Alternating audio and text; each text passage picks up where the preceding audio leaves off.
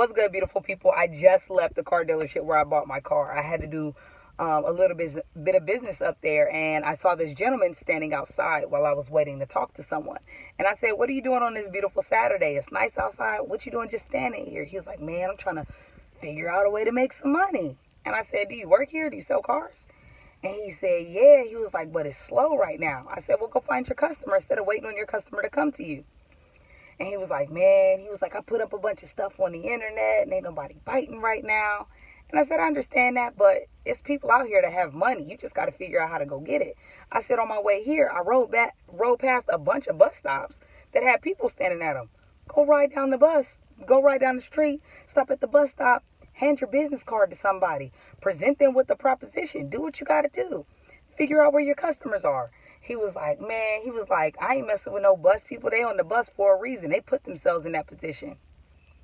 What? So this kid is in his 20s. He said he had only taken the bus one time ever. And the one time that he took the bus, he said he tried to tell some people about the bus or about his cars that he has, but nobody wanted it. So he decided that bus people wasn't for him. I said, "Man, I rode the bus for years in several different states, and it wasn't necessarily because I didn't have the money or the means." I said, "But it worked for me at the time." And I said, "Sometimes I didn't have the money or the means, but it doesn't mean that that's where I plan to stay. Go build some relationships with these customers." No matter what I said, he completely disregarded all the advice that I gave him, and I gave him that for free. But what's interesting is that I understand we do this not just in our business, but our personal lives. Sometimes we disregard the people that we're supposed to be helping or just building relationships with because they're not in a position to say yes to our proposition at that very moment.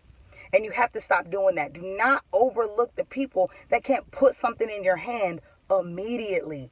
You have to build relationships with people so that when they are in a position to do business with you, they'll think of you first. You are killing your business. You are killing your opportunities because you refuse to network with the people that are in your target audience but are not in a position to say yes.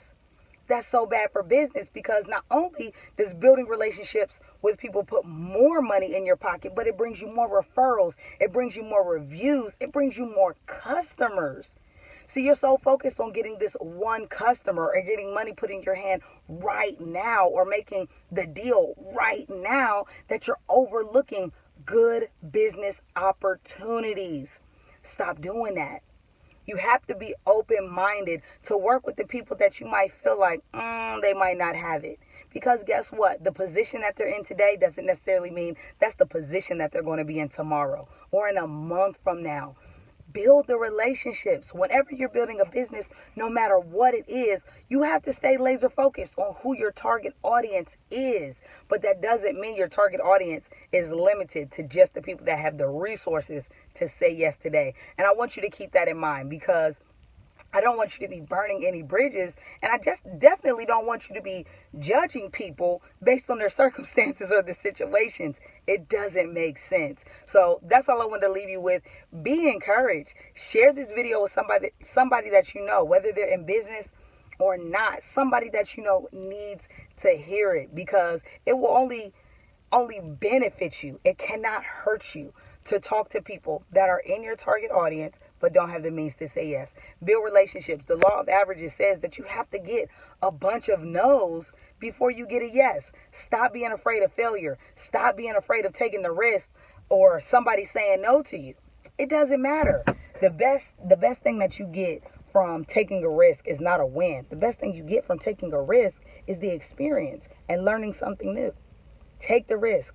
You got this. It's a beautiful Saturday. Go out there and figure out how you're going to bring your customers to you instead of waiting on your customers. I'll see you next video, family. Peace.